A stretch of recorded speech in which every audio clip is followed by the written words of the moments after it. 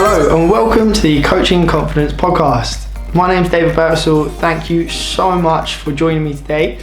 This is going to be awesome. This is the 5th episode of the Coaching Confidence podcast, and as always, it is led by you, the viewers. The reason it's led by you is because you guys every week send in questions that get answered here live. So we've got topics on training, nutrition, masculinity, mindset, mentality, relationships, anything that you guys want to talk about. This is where those questions get answered. Now, if you want to get your questions in and if you want to have them answered here live on the Coaching Confidence podcast, then all you have to do is follow me on Instagram at david.birtwistle and then get your questions fired in. The day before this goes live, which is usually a Thursday afternoon at 6:30 p.m. UK time. The day before, I will be putting a question tab on my Instagram story. That is the place where you fire your questions in and they'll come up so I can put them on the screen, everyone can see what you're asking, and then we can answer them live. And we've had some awesome questions come in. I'm pumped, I'm excited to get those questions answered today. As always, I choose 3 questions from each topic. So the topics are training, nutrition, and mindset. So with each of those questions, each of those topics, we have 3 questions and we'll go through them kind of one after the other. All right, guys, so we've got some awesome questions coming today. I'm really pumped. Thanks so much for joining me. Let's jump straight in on the first question, which is a training related question. So first question is, how many days a week should you train? Now, this perfectly lines me up to say, if you guys have questions, please be as specific as possible with them, because I don't know this person's goals. I don't know what they're trying to get out of their training.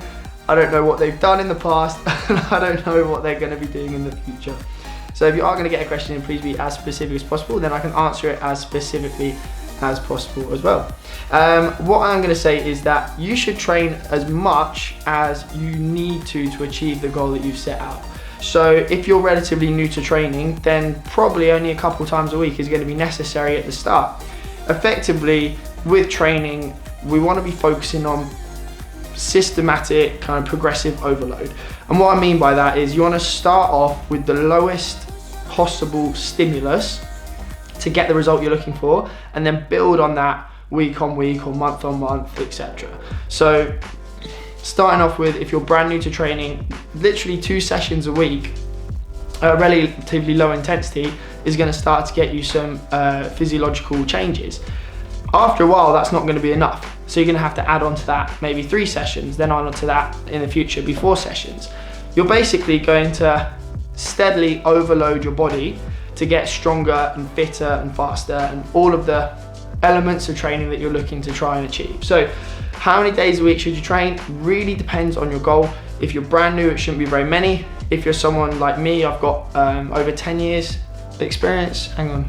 Started training when I was 15, I'm now 29. So 14 years of training experience. I need to train hard, like 5 sessions a week to get significant improvements. When I was younger, I didn't need to do that, but now, because I've got all of this experience, I have to train more. Sorry, I got a little bit distracted there because somebody just said, because obviously this is live on Instagram, right? So this is going out live, and a comment just said, "Always love your info on anything, so interesting and factual. Love your hair though." And you caught me off guard.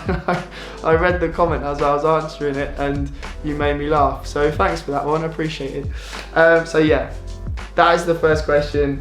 Your training frequency should match your training goal effectively. Going on to the next question. We're on related to nutrition. The question was, how does nutrition impact your mental well-being?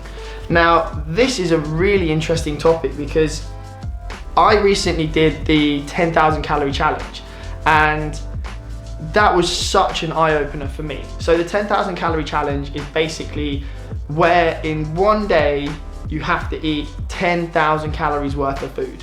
Now, eating 10,000 calories worth of whole foods and fiber and broccoli is going to be an absolute no-go, and it would never be achievable. At least I don't think it is. So I went for like cookies and ice cream and chocolate and McDonald's and stuff like that. And it was a real big eye opener for me because I felt like shit. Like, no joke. My moods went up and down throughout the day. My energy levels went up and down throughout the day. I was really wired at one point and I was really like down at another point, and it was really strange. And so I fully appreciate when people say how difficult it is to kind of concentrate when they've had certain types of food. You know, if you're pumping sugar into your body all the time, you're going to get massive fluctuations in how you feel and how you think. And that is like a big knock on as well to how you kind of think up in your head, right? Your emotions and your kind of well-being mentally. I know personally with me that if I'm eating junk food, if I'm eating whatever I want, I'm not really putting much thought process into it, then it does affect my mental well-being because I start to think differently about myself. I kind of lose concentration. I struggle with what's the word? It's almost like motivation, to be honest. Like, if I start to not give a fuck about what I eat, then often I then end up eating crap, which then makes me lethargic, which means I become less productive. And if I become less productive, I start to feel bad about what I'm doing in life and where I'm going, and all of it's like a knock-on effect. So basically, I think that personally, nutrition can have a significant effect with how you're feeling internally, with your mental well-being, with your productiveness, with how you're getting through all of the stuff you want to get on with in life. And so effectively, if you are eating balanced meals, starting off with like a lean protein source, complex carbohydrates, fibrous vegetables, some healthy fats, then you're going to have a nice flat energy. And what I mean by flat is not massive peaks and troughs, but just constant, you know, where you don't get ravenously hungry, but you're kind of satisfied. You don't really think about food, and then it kind of like slowly tapers off. You get a little bit hungry, then you have another meal, and that satisfies you. I know if I eat like that, I don't really think about food that much. I'm much better able to concentrate on what I'm doing and make progress in all the avenues of life that I'm trying to kind of move forward. So I think there's quite a big link personally. If you found anything different, feel free to like throw a DM, throw a little message in, comment back, whatever. Moving on to the next question. This is a mindset based question. So this is something I'm gonna try and tackle. Now, I caveat all of these podcasts saying that I have a degree in strength and conditioning, so with regards to training and nutrition, I'm academically qualified to give out advice. And I've been practicing in the health and fitness industry for almost 10 years now, so I've got plenty of experience as well. When it comes to the mindset stuff, when it comes to lifestyle stuff, relationships, all those things, I just talk about it from a personal experience perspective and things that I've learned from reading. So this question I think is fantastic. It asks for tips for someone who wants to change career. Now, I think the reason I chose this question over some of the other mindset questions that came in is because I recently made a big shift personally. So for you guys that know, that have been following my journey for a while on Instagram, I was working at Ep.5 last year. I had a business before that, basically stopped doing my business, started working at Ep.5, and then in May this year, I quit. I quit working there. I had one PT client and I stopped, and I'm now doing my own thing again. So I stopped there and made a big kind of U-turn to have to do lots of other things. So by stopping working at Ep.5, I'm now able to do the podcast with you guys. I'm now able to do my YouTube channel. I'm now able to put out much better content on Instagram, which is a lot more mindful, thought through, and educational. You know, I've started up my online coaching again, and it's going brilliantly. Literally, I'm kind of overwhelmed with the amount of people that have come on board and are like seeing big changes. But the reason I say this is because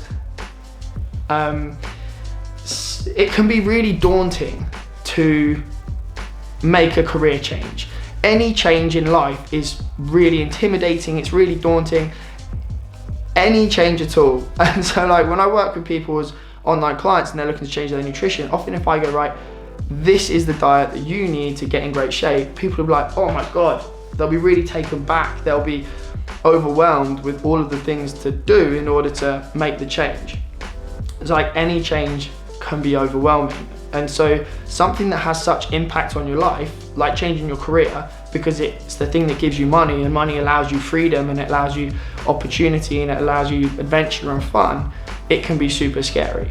So my advice, which is what I personally did, was I started to really think about my why, about what's important to me in my life, what it is that I want to try and do, what I want to achieve, why I want to do those things.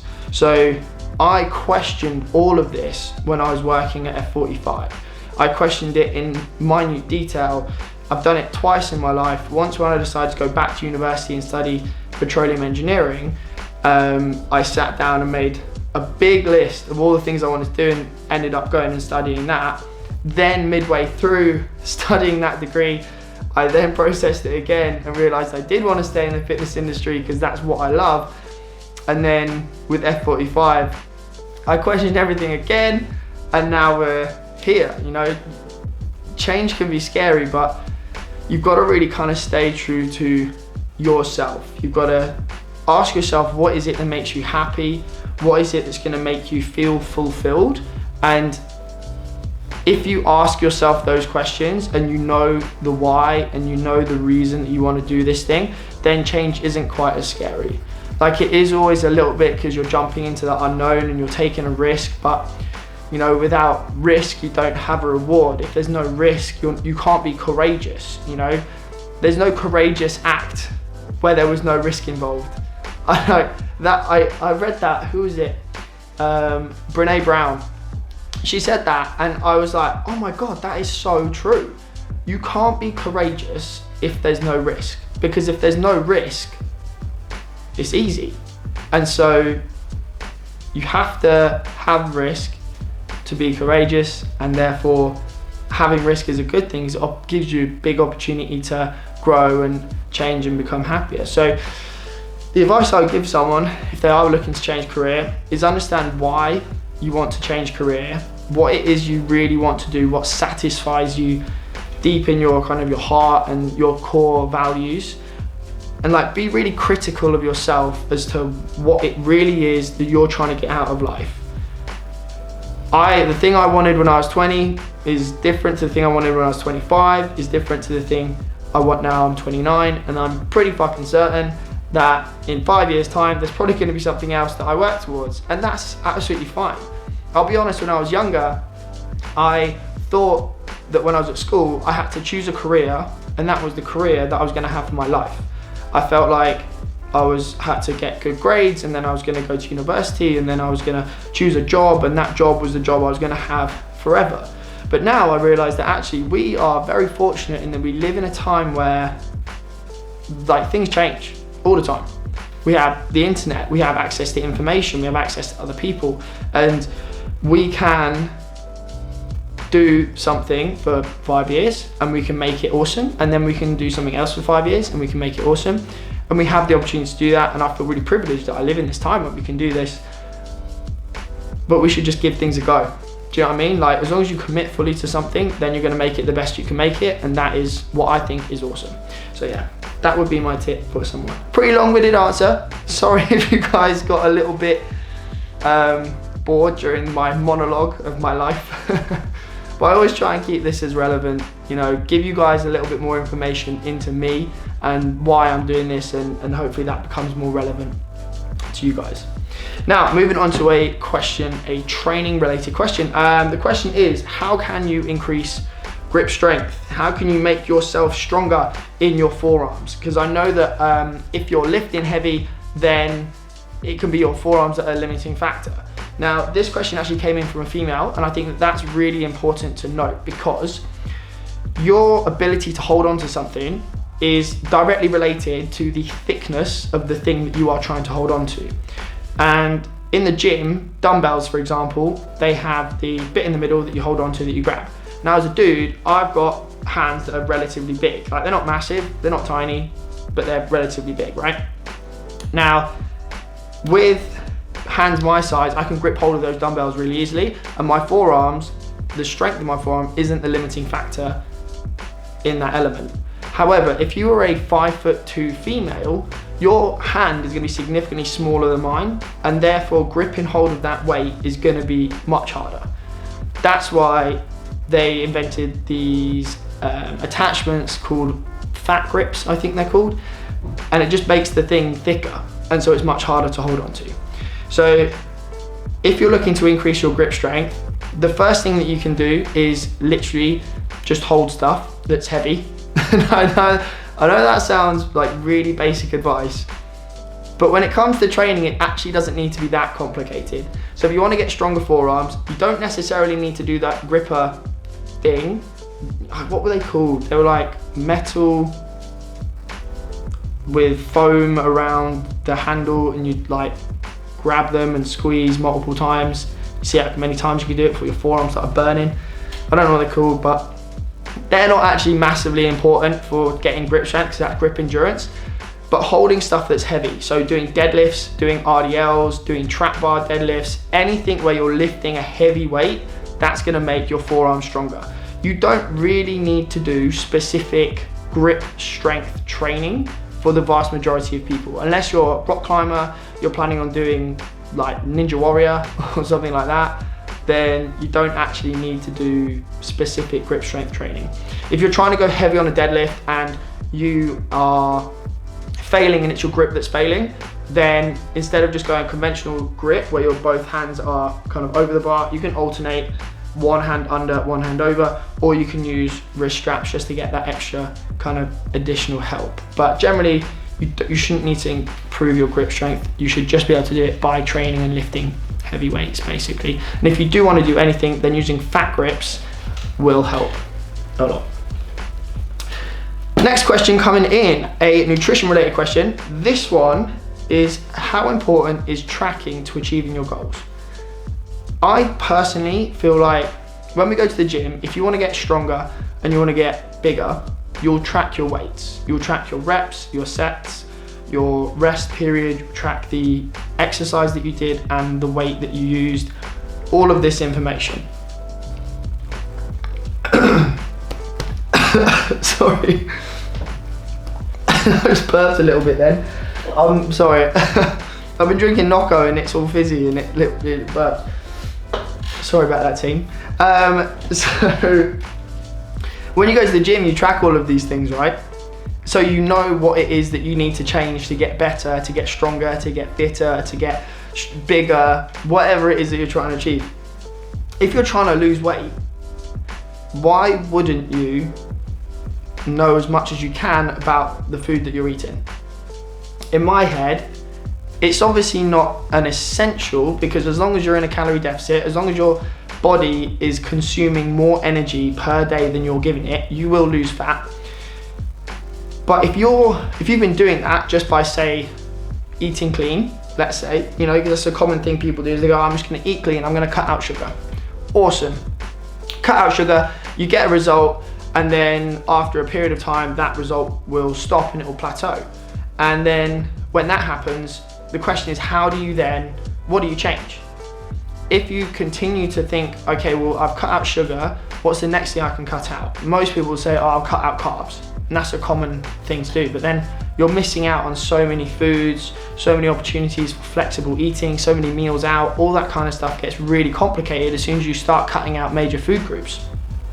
So to me, I think personally that if you track the foods that you eat, you'll have all of the information. You'll have your total calorie amount, you'll have all of the carbohydrates, fats, and protein written down. And then if you have the opportunity to eat something that you really like, then you can factor that in. So it gives you way more flexibility.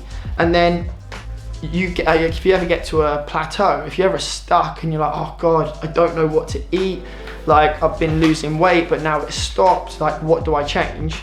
Then you know you have like specific data.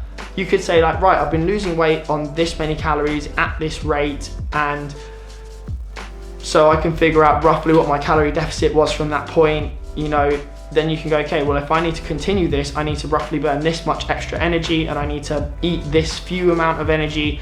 And then you can mathematically calculate what you need to eat in order to get the result that you're looking for.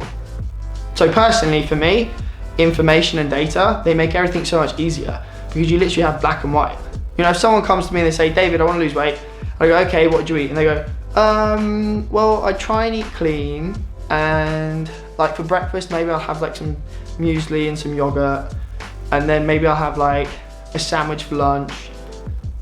Personally, that information, it doesn't give me any, because I don't know how much you've eaten, I don't know what brand it was, I don't know whether that's every day or every other day. It's almost like we're shooting in the dark. But as soon as we start writing everything down and tracking it and getting that information, the lights come on, and then everything's easier to see.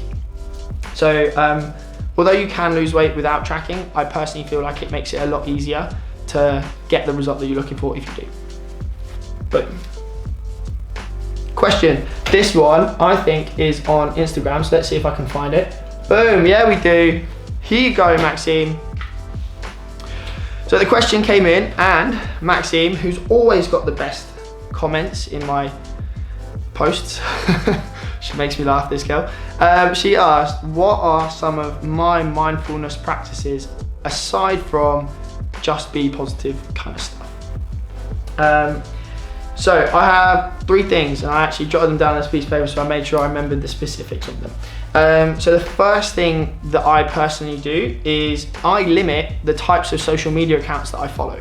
Now, if I'm following someone just because they're fit, it's likely that they are not going to be followed for very long, because unless someone on social media is giving me information, data, they're helping me benefit my life in some way, they're done, they're out, get away. Yeah, unless I know them personally, I don't really follow that many people or engage with people that aren't actually providing much benefit to my life.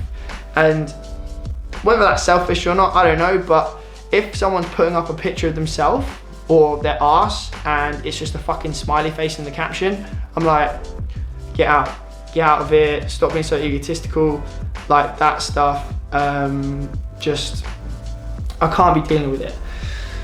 So I don't follow that many bodybuilders, I don't follow that many guys that will do, like, get in insane shape, get 1 million pictures of them in insane shape, and then just post them over time and not really show the real day-to-day life. Like you guys see on my social media, pretty much I post every single day. You see what I'm like on this day, this day, this day. You can go back through my account for the past year and you can see pretty much the shape I'm in, what I've been up to, what I'm thinking, what I'm doing. And it's literally, it's not a highlights reel, it's just my fucking life. So I'd say the first mindfulness practice I do is I don't follow negative accounts on social media. If you do, I definitely suggest trying to like bin them off, because social media can be really damaging.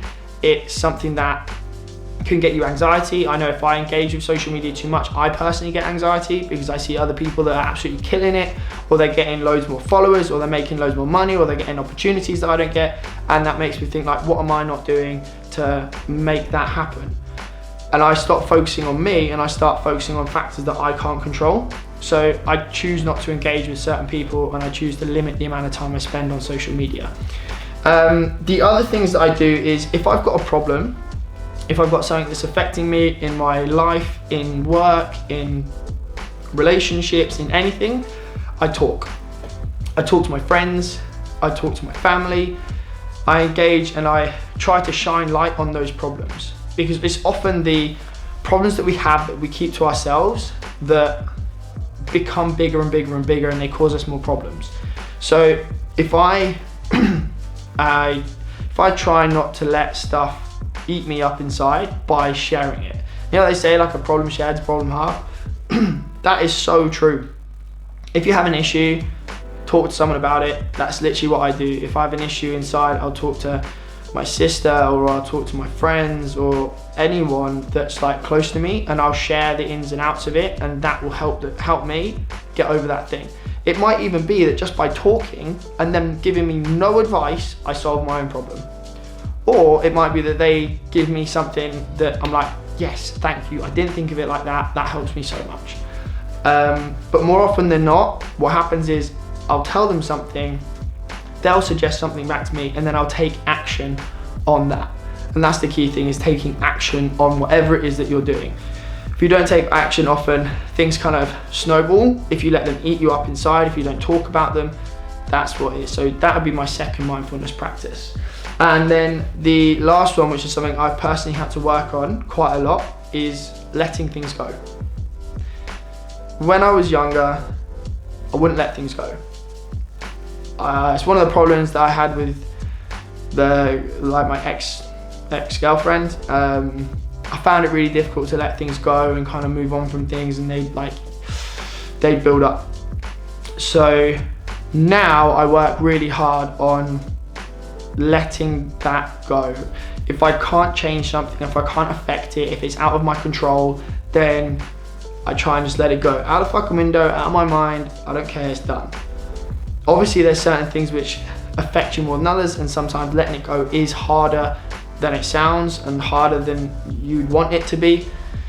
And sometimes it takes more time, but I try and practice that if I can't control something, if I can't affect it, then what is the point of letting it affect me?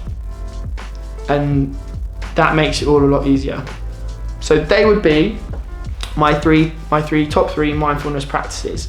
That's kind of what I like to do. Now, moving on to the last question that came in on training. So question was, we're done with this one on Insta, so I'm going to remove that. What is the most important area of fitness to focus on? Which is a really interesting question, actually, because in London, which is where I live, there's a massive kind of boutique HIIT type thing happening. Bunch of studios opening, they're all kind of focused on HIIT. HIIT is the big buzzword at the moment. Everyone's doing bodyweight HIIT workouts. You scroll through Insta for 2 minutes and you'll see a fucking HIIT workout, jump lunges, plyo lunges, push-ups, whatever, all this kind of stuff. And personally, I actually don't think that that is the most important area of fitness to work on. What everything boils down to, the basic everything, is force production. Okay, now that sounds like a scientific term, but basically it's just the amount of force. What's a better use word instead of force? So strength is basically the amount of energy your muscles can create when they contract, right? So everything comes down to your muscles being able to produce force. And so the more force that you can produce, the more weight that you can lift, the faster that you can run, the more powerful you are. Everything comes down to that one thing. Like if you were unable to move your own body weight, you wouldn't be able to do a HIIT workout, right? You have to have a certain level of strength to be able to achieve any of your goals. Like if you can't stand up because you're not strong enough, then you're really going to struggle to go for a walk. So what I think the most important element of fitness is having an underlying strength basis. You have to be strong enough to do all of the stuff that you want to be able to do. So I would say for the vast majority of people, and women especially, working on your strength should be one of the things that you really focus on, because HIIT as a concept, the way that it's being put out there on social media and in boutique studios, is just about burning calories. Whereas if you focus on strength and developing muscle tissue, then you're actually going to be creating more of yourself. You're going to be working on getting stronger. You're going to be able to work on producing more of that force. And if you have more force, you can do a lot more of everything else. So the foundations of everything is strength. You should be working on that. Girls, please get into the weights room. Push the lads out of the squat rack. Get them out there. Stop them doing bicep curls. You've got shit to do. Literally, lads, same for you. The basic thing is strength, is being able to move your body weight under control, is being able to move load under control and with good technique. So once you've got that, that's when you can then start to add things on like power and explosive movements, and then you can be doing different exercises. You know, you've got to have a basic level of strength, and then everything else kind of builds from there. That was a pretty long-winded way of putting it, that strength is the most important thing, I think. Maybe I should have just said one sentence. Sorry about that one, team. Maybe I need to be a little bit more concise in my answers. Maybe you guys enjoy the waffle. If you do, just let me know in the DMs. Now, moving on to the last nutrition question, and this one is super relevant because I posted about it earlier this week. The question is, what is reverse dieting? Now, I posted, I think it was yesterday, saying that for women, one of the most important things you can do before dieting is actually increasing the amount of calories that you eat, and then you can diet, right? Because if you say, for example, you've got used to eating 1,200 calories a day, it's really, really hard to create a calorie deficit from that point. Because if you want to lose a pound of fat in a week, you need to have a calorie deficit each day of about 500 calories. But if you're only eating 1,200 calories, your coach would have to be fucking stupid to tell you, yeah, you should only eat 700, because you're going to be malnourished. You're not going to have any energy. How are you going to be able to perform? How are you going to be able to concentrate? I'm surprised you can even concentrate on 1,200 calories a day, let alone 700. So I think that reverse dieting is basically when you steadily, systematically increase the amount of food that you eat every single week up until your calorie ceiling. And your calorie ceiling is effectively the maximum amount of calories that your body can consume each day without gaining weight. Now, that is effectively what, if you put in a calorie calculator, the maintenance calories that it will tell you you should eat to maintain your body as it is. Some people will be eating more than that, some people will be eating less than that. Effectively, that calorie calculator is a relatively generic thing based on the information you give it, and each person is separate and individual. So reverse dieting, you just start wherever you are, you track your weight, you increase your calories by like 5 or 10% each week, you track your weight again. If it's staying the same, you increase it again. Track, record your calories, record your weight, and do that up until your theoretical calorie ceiling, which it should be whatever the maintenance number is that you get from that calorie calculator. Then you can diet. Once your body has basically maximized its processing capabilities for calories, that's when you can diet. Because your 1,200 calorie diet that you started on, you might be able to reverse diet up to 2,000, 2,100, which is exactly what happened with a recent client of mine. She was eating 1,200 calories a day, working in the city from like 9 to 7 o'clock at night, going out for drinks and stuff, but not really eating any food. And then we systematically increased her calories from 1,200 to 2,100 calories over the course of about 6 weeks, I think it was. And she gained no weight. She gained no weight at all, and yet she was eating 900 calories a day more than when she started. And now she's dieting and losing weight, eating 1,500. So she's eating more food than when she started, and she's losing weight. Okay, that is the power of reverse dieting. And that's what the vast majority of people need to do that are used to eating not very much food. Because we gotta get it into our heads, don't we? We kind of get it into our heads that we shouldn't be eating much, and if you do that consistently, your body just adapts. Like, we're fantastically adaptive, and I love the fact that as a human species, we can pretty much live anywhere on the planet. We can pretty much eat anything we want. Like, you got people that live in the North Pole that only eat fat. You have people that live in the jungles that literally only eat vegetables and honey. You got people that consume mainly meat. People that survive on raw meat. You've got pretty much any diet, and there's a bunch of people that can eat it and survive.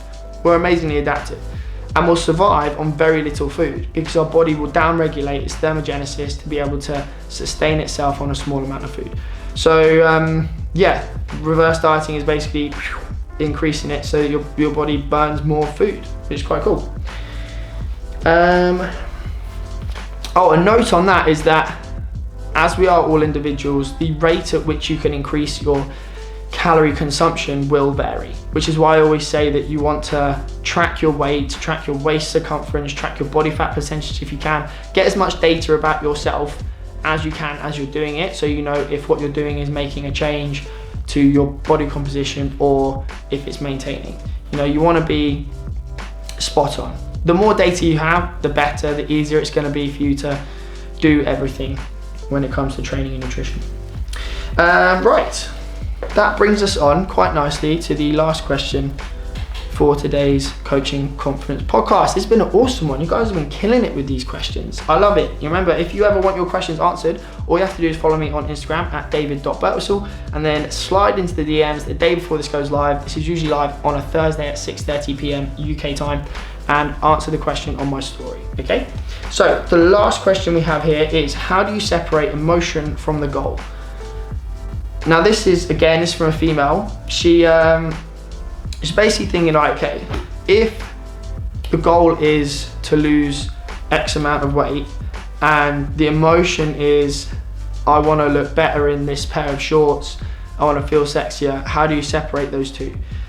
For some people it's good to separate it because they get too attached to the emotion, and it can mean that something minor can be made to seem much bigger than it is because of the emotions attached to the goal.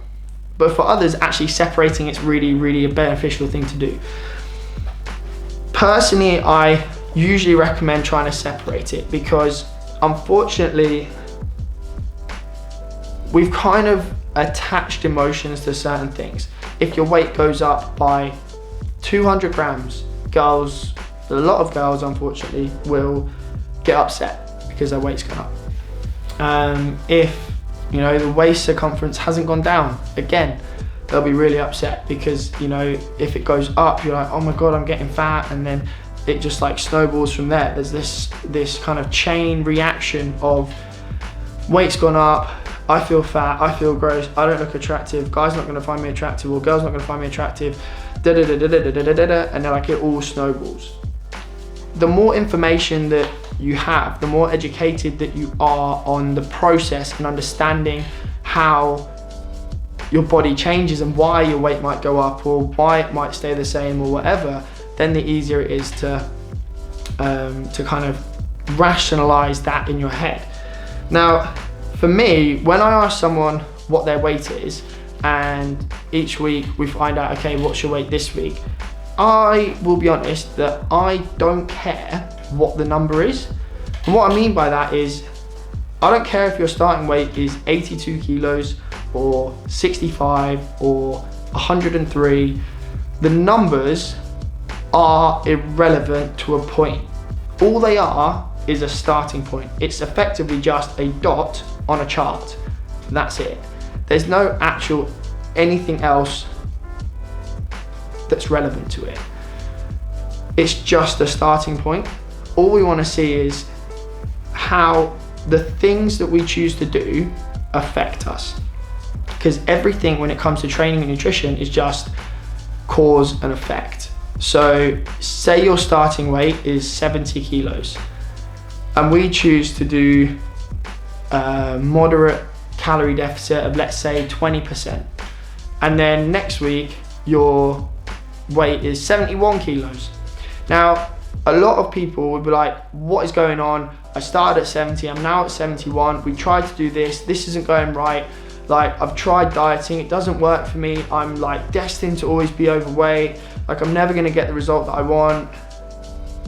And so just because the weight's gone up, they might get a bit upset. They might let their emotions kind of get the best of them. However, if we know that, oh, you're premenstrual and your weight's gone from 70 to 71 because in 2 days time you're about to have your period, then go, well then that's completely understandable. Like, your weight is bound to go up just before you come on your period.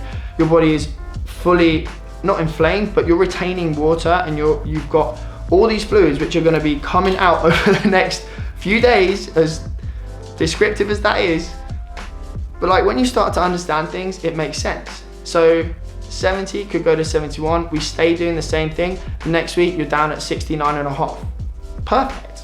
It makes sense, we follow that curve. The next week you go again, you might be down at 69. and we see this progressive decrease. However, on the same day of the month, a month later, you might have gone up 2 kilos. Again, we have that information, we have that data, we can put 2 and 2 together and we can find out the answer. When we have information, when we know what you're eating, when we know what your weight is, what your waist circumference is, when we know what your body fat percentage is, how you're training, when we have all this information, we can put everything together and we get the answers. Just because you have dieted for a week or 2 weeks or 3 weeks and not got the result that you want, it doesn't necessarily mean you're not doing the right thing. And I'll be honest, that is one of the hardest things about losing weight, about losing fat, about going through any sort of body compositional change.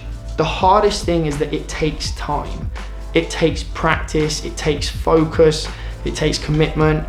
All of the things which are not very sexy, all of the things that are not very easy to sell, all of the things that completely contradict the society that we live in now are the things that you need to do in order to get the result that you want. And unfortunately, again, it's completely contradicting to what a lot of the mainstream media is saying about weight loss.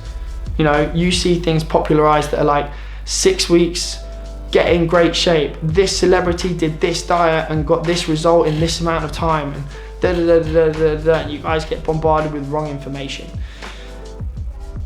Basically, the more information that we have from good, clear sources, then the easier it's going to be to keep your head straight. But it's important to remember that body compositional changes, they take time, they don't happen overnight.